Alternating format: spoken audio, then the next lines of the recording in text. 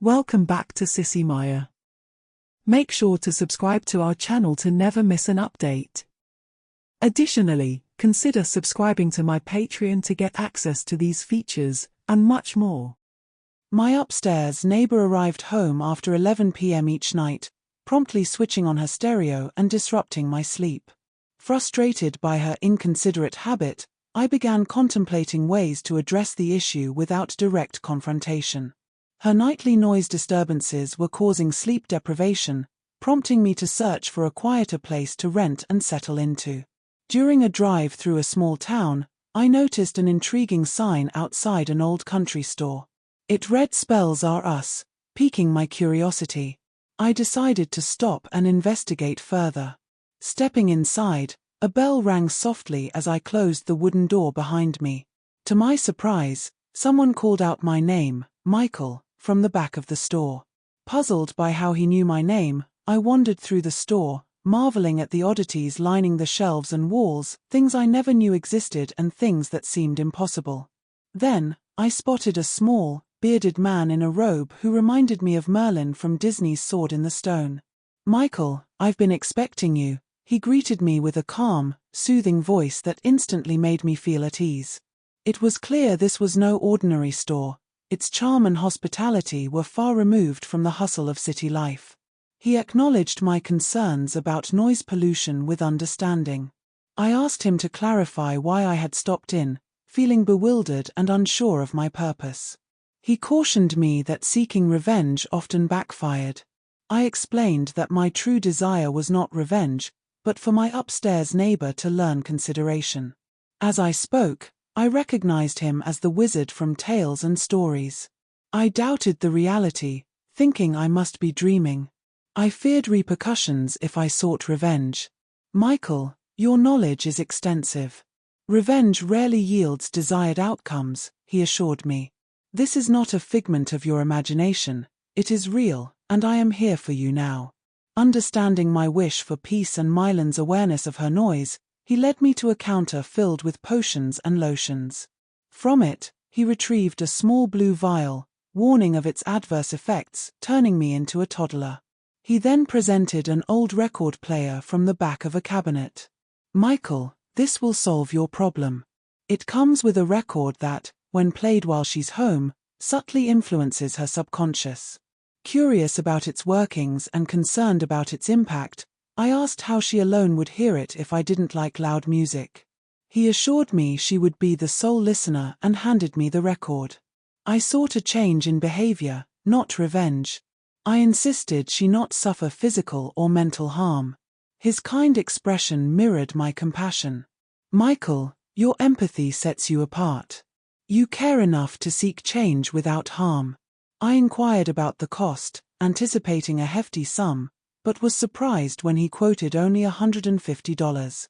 I paid in cash, expecting him to assess me more. He handed me the record player, showing me the instructions and advising me to read them aloud. After understanding its operation and clarifying my queries, I felt satisfied. He revealed few customers shared my intentions, most sought revenge or took pleasure in others' pain. I asked if I could browse the shop before leaving, noting that in fictional tales, characters often hurried away. Wandering around, I spotted a carton labeled male to female permanent. I hesitated to inquire, but the wizard anticipated my question, explaining that the cream could transform my body into that of a genuine female over 3 weeks. Side effects included losing memories of being male and gaining memories of a female experience. He noted the cream was typically sought by selfish men seeking to hide as women. He then asked if my desire stemmed from a strong feminine identity or from rectifying a past hospital mistake. Surprised, I asked how he knew. He smiled, reminding me he was the wizard. I offered to treat him to lunch in exchange for conversation. We headed to a nearby cafe, where we sat at the back counter. Over lunch, he recounted the story of my birth, delved into my childhood, and chronicled my adult life. Time flew, and realizing I needed to return home, the wizard handed me a small pink vial, instructing me to add it to milk for a transformative morning. Back in my apartment, I set up the record player beneath Mylan's bedroom an hour before her return. As the record spun silently, Mylan arrived and promptly started her stereo. Deciding to consume the pink vial, I mixed it into milk.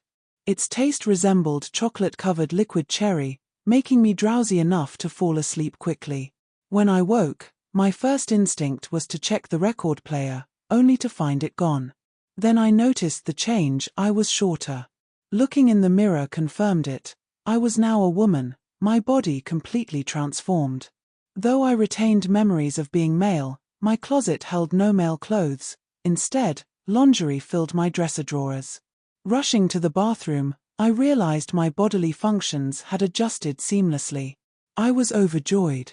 A shower felt refreshing, and the water's touch felt strangely familiar. Washing and styling my hair with rollers felt natural, as if I had always done so. From the closet, I chose a pink sleeveless A-line dress, deciding on pink for the day. I selected matching satin panties and a bra, along with a pink satin slip and shoes. Tan hose completed the outfit. Dressing was effortless. Even my first time with a bra felt natural. Looking at cosmetics, I initially felt overwhelmed, but sitting at the vanity, something I'd never owned, seemed oddly familiar.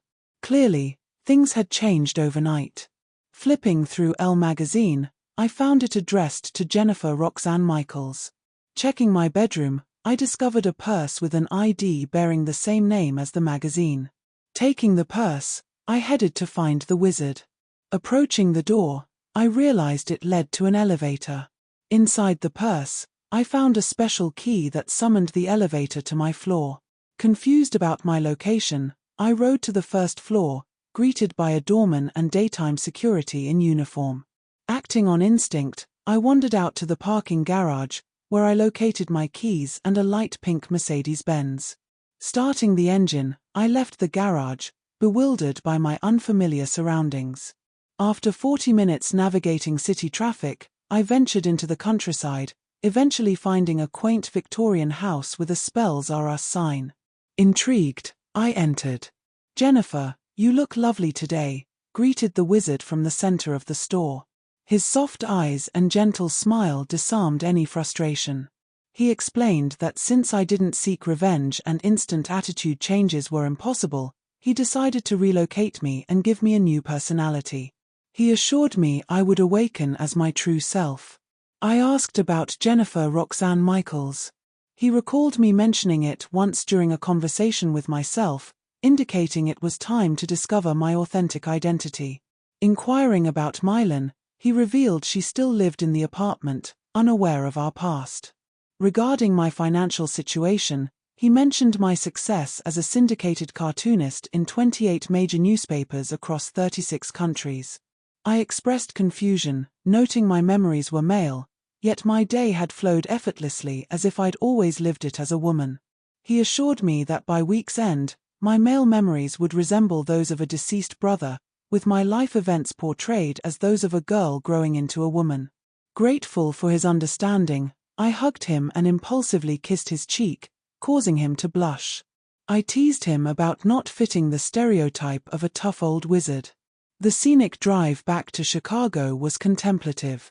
I wondered if I had a cartoon deadline approaching and instinctively dialed my secretary. "Jen's lair," Mylan speaking. "How may I assist you?"